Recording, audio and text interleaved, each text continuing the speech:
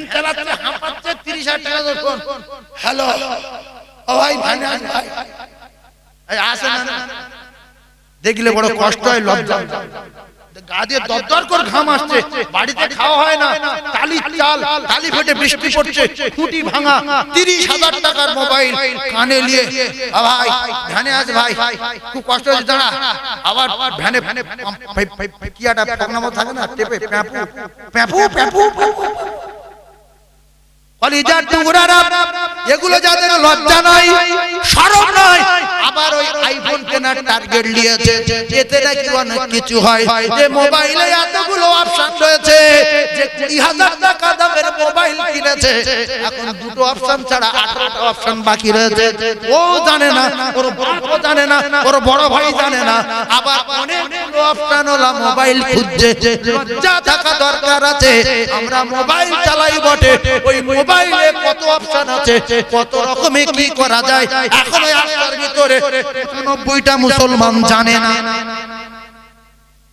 এই বুড়ো লোক তো নবীর মেম্বারে বসে বলছি, ওইভাবে জামা কাপড় গায়ে দিয়ে থাকবেন। মোবাইলে এমন কল আছে, আপনার ছবি তুলে পুরো বাচ্চাদের 18 বছরের ছেলে করে পাঠিয়ে দেবেন। হবে না, হবে না, হবে না, গুলো সরি হয়ে যাবে, জোয়ান হয়ে যাবে, ছবি পাঠাবো, সে মেয়েটা আপনার প্রেমে পাগল হয়ে যাবে। যদি ভুল জন, এটা দেখছেন বুড়ো, আল্লাহ আমি কি করলাম। নিজের একটা জ্বলন্ত নজির আমার বোনেদের বলছি, এতগুলো মিডিয়া হচ্ছে, আমাদের বাসন্তী শুনলেন বোনেরা, আর এই মোবাইল যাবে, এই মোবাইলে হাজার হাজার বক্তব্য থাকবে, মানুষ শুনবে। আমাদের বাসন্তীতে, বাসন্তী থানাতে কয়েকটা জন মেয়ের লাশ, কারোর মাঠ থেকে, কারোর ক্ষেত থেকে, কারোর জঙ্গল থেকে, ওই জন মেয়েগুলো লাশ তুলে আনা হলো। খবর পাওয়া গেল, যাদের প্রেমিক যারা দীর্ঘদিন ধরে প্রেম করে, রাতের বেলা, আমার গ্রাম থেকে খুব বেশি হলে 1 কিলোমিটার দূরে, 2 কিলোমিটার দূরে, 3 কিলোমিটার দূরে, 4 কিলোমিটার দূরে এই ঘটনাগুলো ঘটেছে। কারণ আমাদের জঙ্গল এলাকা, কেউ গিয়েছে এদিক থেকে, কেউ ওদিক থেকে, কেউ এদিক থেকে, এই এলাকা থেকে গিয়েছে। তো অনেক খবর পাওয়া গেল, যেদের প্রেমিকরা এদের ডেকে মোটর বাইকে তুলে, অটো তুলে, এদের ডেকে নিয়ে কারুর রাস্তার কোলে মেরে ফেলে দিয়েছে, কারুর মাঠে ফেলে দিয়েছে, কারুর জঙ্গলের ভিতর মেরে ফেলে। এই নবীর মেম্বারে বসে বসে আর এক মূর্খ মেয়ে রাতবেলা ফোন করছে, হ্যালো তুমি কোথায়? আমি বাজারে ব্রিজ তলায়। ও তুমি এখন বল, আমি যাচ্ছি। এই ব্রিজ তলায় ডেকেলে মুখ ছিল, মাথায় মেরে মেরে দিল, কেউ উঠে চলে গেল মোটরসাইকেলে, ভোরের ভোরে ঢুকে গেল। এই হচ্ছে না, তোমার কি বিয়ে হবে না? আল্লাহ কি তোমার জোড়া করে পাঠায়নি? কোরআন কি মিথ্যা? তুমি এই মাধ্যমিক পাস, তুমি এই উচ্চ মাধ্যমিক পাস, তুমি এই বিএ পাস, একটা মুরুগুরুর পাল্লায় পড়ে, একটা সীমার পাল্লায় পড়ে অল্প বয়সে জীবনটা দিয়ে দিলে। তাই আমার বোনেদের বলছে, প্রেম করো না যাত্রার সাথে, প্রেম করো না। এখনকার 3 ভাগ ছেলে ধোঁকাবাজ, চিটিংবাজ, লম্পট, দাগাবাজ, এরা ডেকে নিয়ে জানতে জানতে মানুষগুলো কুপিয়ে মেরে মেরে। এর বুকে ভয় আছে, যে মেয়েটা রাতে পেশাব করতে যায় না একা, মায়ের ডাকে, যে মেয়েটা বাথরুমে যায় না একা, ভাবির ডাকে, আর তার ফোন এসেছে কোথায়? আমি আব্দুর রহিম বলছি, কোথায়? আমি বাঁশ বাগানে, ওখানে বসো, আমি যাচ্ছি। ফোন করে করে করে করে করে আস্তে আস্তে গিয়ে আর গিয়ে দেখে না জেন বাঁশ বাগানে ঠুকে ঠুকে ঠুকে ঠুকে। হয় না, হয় না। বোনেদের সতর্ক করে দিয়ে গেলাম, ও কলিজার টুকরা বোনেরা, মোবাইল থেকে সাবধান, ভিডিও কল থেকে সাবধান। ও কলিজার টুকরা, আমি আপনাদেরকে জানিয়ে দিয়ে যাই, ভাবিরা রে, রাসূলুল্লাহ বলেন লজ্জা শরম হলো ঈমানের রঙ। কলিজার টুকরা মায়েরা, আপনারা তো মায়ের জাত, আপনাদের আল্লাহ এত সম্মান দিল, আপনাদের আল্লাহ এত ইজ্জত দিল। রাসূলুল্লাহ জানিয়েছেন ওই মায়ের কদমের তলায় আমার আল্লাহর জান্নাত রয়েছে। আমার আল্লাহ পাক জানিয়েছে তোমার মা আর তোমার বাপ যত কষ্ট দিক আর যত বড় কথা বলো, এমনকি আল্লাহর সঙ্গে যদি শিরক করে, এমনকি যদি মুশরিক হয়ে যায়, আমি আল্লাহ মা বাপের পাওয়ার দিলাম, ওই মাকে মারা যাবে না, ওই বাপকে পেটা যাবে না। যদি মা বাপকে চরম অন্যায় করলে পেটা যেত, অন্তত রাসূলুল্লাহর জানের টুকরা চাচা হযরতে আবু আল্লাহর নবীর জানের টুকরা চাচা হযরতে আকায়ে নামদার তাজদার মদিনা আবু তালিবকে অন্তত এক দুগা ঘুষি মারলো। কলেমা পড়ছি না কেন? কোনদিন মেরেছে? হ্যাঁ না বলে? তাহলে আমার বাপ যদি ডেলি মদ খায় আমি মারতে জোরে বলে পারবো না। মা যদি বলে কোরআন মিথ্যা মারতে পারবো না। বাপ যদি বলে আল্লাহ বলে কিছু নাই মারতে পারবো না। তাহলে কি করবো?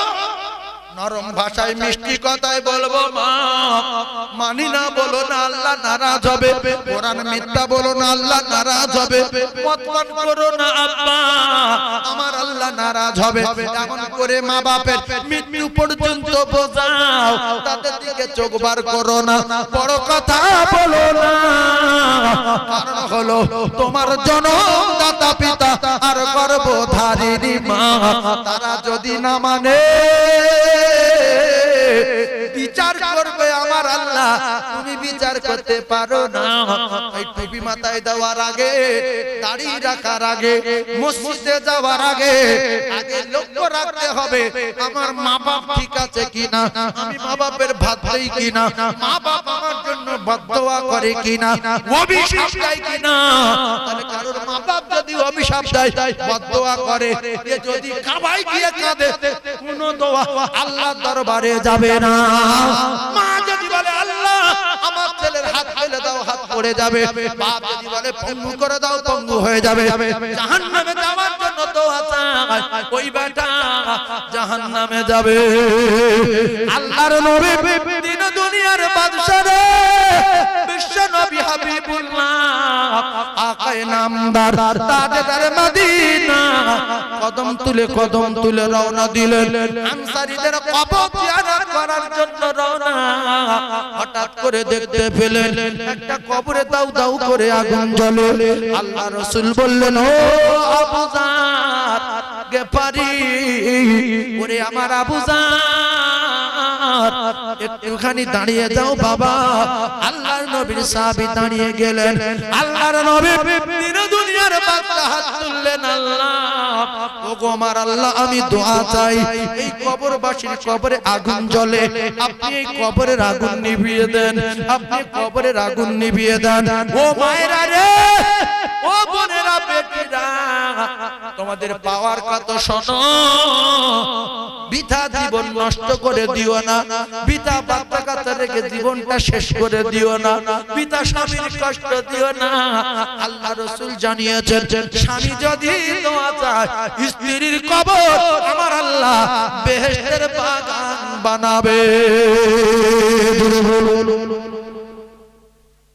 মা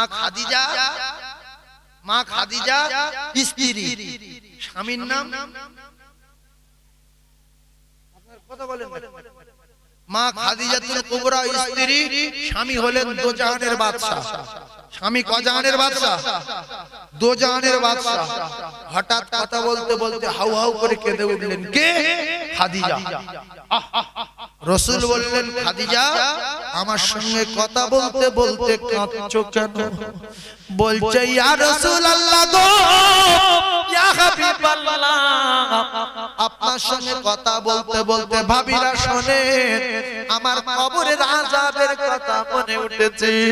ইয়া রাসূলুল্লাহ হে, ইয়া হাবিবাল্লাহ এজন্য আমি খাদিজা চোখে পানি রাখতে পারি না ইয়া রাসূলুল্লাহ গো আমার আযাবুল কবরের কথা মনে ওঠে আমি খাদিজা আমার চোখের পানি জারি হয়ে যায় আল্লাহ রাসূল বললেন খাদিজা তুমি কেঁদো না কেঁদো না কেঁদো না কেঁদো না হযরতে মা খাদিজাতুল কুবরা বললেন ইয়া রাসূলুল্লাহ হে ইয়া হাবিবাল্লাহ আমার কবরের আযাবের কথা মনে উঠে আমার ভীষণ ভয় হয় আপনি কথা দেন আপনি কি আমার কবরের জন্য দোয়া করবেন না আল্লাহ রাসূল বললেন খাদিজা আমি তোমার কবরের জন্য দোয়া করব আর মা খাদিজাতুল কুবরা বললেন ইয়া রাসূলুল্লাহ কথা দেন আমার মাটি দিয়ে সবাই যখন চলে যাবে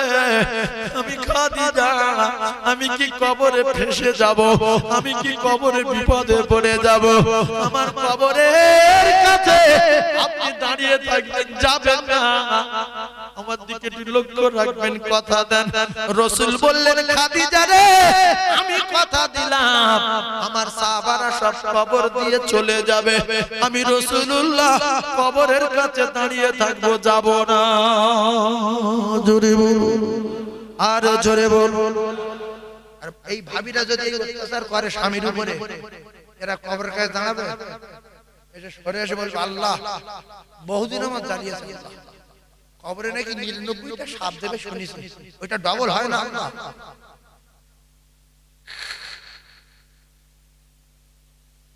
এই বদয়া করবে আল্লাহ সাপটা ডবল দিয়ে দিও পায়ের ধারে একটা মাথা ধারে একটা নাকি ফেরেতে থাকে ওইটা 4টে হলে ভালো হতো তুমি দোয়া করো কবরে আগুন জ্বালাও স্বামীর দোয়া কবুল হবে ওই স্ত্রীর কবরে আগুন জ্বলবে ওই স্ত্রীর কবরে আগুন জ্বলবে কিছু কিছু স্ত্রী মারা যায় স্বামী তার উপরে বিরাট নারাজ থাকে বলছে আল্লাহ বেঁচে গেছি আল্লাহ ও কি করেছে আমার সব আপনি জানেন তবে আমার দাবি কবরে যেন দাও দাও করে আগুন জ্বলে কিয়ামত পর্যন্ত নিভে না যায় শুনেন স্বামীর ঘর করা তো সহজ না কিছু ভাবি আছে বাপের মান সম্মানের দিকে তাকিয়ে ভাইদের মান সম্মানের দিকে তাকিয়ে নেগলা স্বামীটার কাছে তালাক নেয় না কিন্তু নেগলার বিরাট জ্বালায় নেগলার ভালোবাসে না তার 5টা সাইডে ফিট করে রেখেছে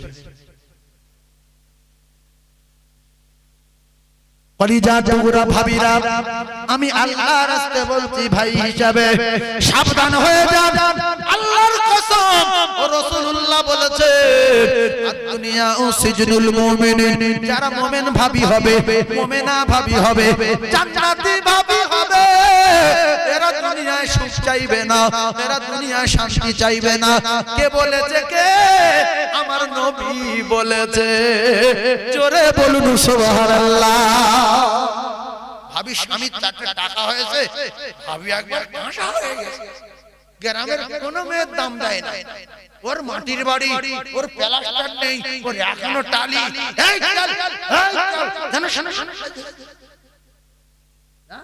আর মা খাদিজা কোটি কোটি টাকার মালিক ছিলেন রাসূলুল্লাহ বলেছেন খাদিজা জান্নাতে যেতে গেলে সমস্ত সম্পদ দিয়ে দিতে হবে ইয়া রাসূলুল্লাহ দিয়ে দিলাম বিল্ডিংটাও দিয়ে দাও ইয়া রাসূলুল্লাহ দিয়ে দিলাম কোটি কোটি টাকার ব্যবসাও দান করে দাও ইয়া রাসূলুল্লাহ দিয়ে দিলাম আর কিছুই নাই তো ইয়া রাসূলুল্লাহ আমার জান আর জীবনটা আছে আমি আছি ইয়া রাসূলুল্লাহ তবে আমার জান ও জীবন আপনার কদমে শেষের বেলা কুরবানি করে দিলাম জোরে বলুন সেই জন্য মা খাদিজা হয়েছিলেন পৃথিবীর 1 নম্বর নারী গরিবদেরকে ঘৃণা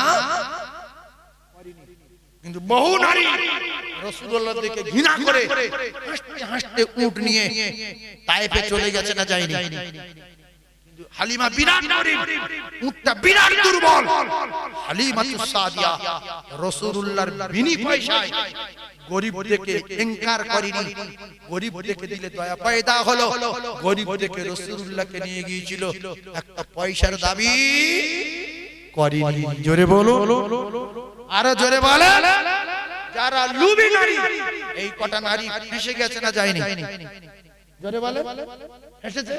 হ্যাঁ, তো দুনিয়ায় কিছু লুবি নারী আছে, আপনাদের বাড়ি বাড়ি গিন্নি হয়ে আছে। এই লুবি নারী চিনে নেবেন, দেওরের টাকা ধার দিলে বিরাট স্বামীর সঙ্গে ঝগড়া করে, আর ওই লুবি নারী নিজের ভাইয়ের টাকা ধার দিলে স্বামীর বিরাট সেবা করে। যে তুমি তো সোনার স্বামী,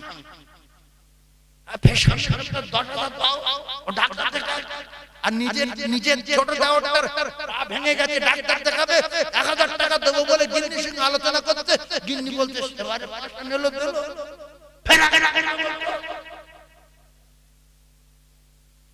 এই কথা ঠিক বলছি না ভুল?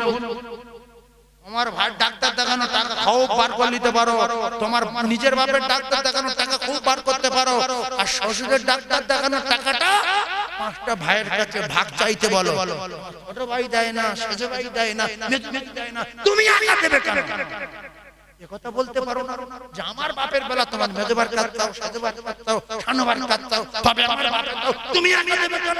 না, আমার বাপের বেলা তুমি একা দাও, আর তোমার বাপের বেলা 5 জনের কাছে ভাগ দাও। এরকম বলতে পারো না যে টাকা কি হবে? আব্বা সুস্থ হলে আল্লাহ সংসারে বরকত দেবে, মা সুস্থ হলে মায়ের দোয়ায় আরো অনেক টাকা পাবো, যত টাকা আছে সব মায়ের ডাক্তার দেখাও। স্বামী তখন ওই স্ত্রীর উপরে খুশিতে পাগল হয়ে যাবে না যে আমার চেয়ে তো বেশি আমার মা বাপকে ভালোবাসে রে। কিন্তু ভাবি তুমি প্ল্যান করে ওইগুলো বলো, কিন্তু তোমার স্বামী রেগে যায়, এ জ্ঞান তোমার নেই। এজন্য রাসূল বলেছে বেটা ছেলে যে মেয়েদের জ্ঞান হাত জ্ঞান, এরা মূর্খ। যত লেখাপড়া শেখো অর্ধেক জ্ঞান। এই জন্য সব সময় নিজের মা বাপকে চাপে রাখবে, শ্বশুর শাশুড়িকে উপরে তুলে দেবে। আর ওই ভাবি যখন শাশুড়ি হবে তখন নিজের ছেলে আর নিজের বৌমা ওই শাশুড়িকে সব সময় উঁচুই রাখবে। আর যদি নিজের শ্বশুর শাশুড়িকে চেপে রাখো তো আপনার ছেলের বিয়ে হবে, আপনি শাশুড়ি হবে, আপনার সব সময় উঁচে দেবে, লেবে খাটের তলা ঢুকে যাবে। এত চাপা চাপ।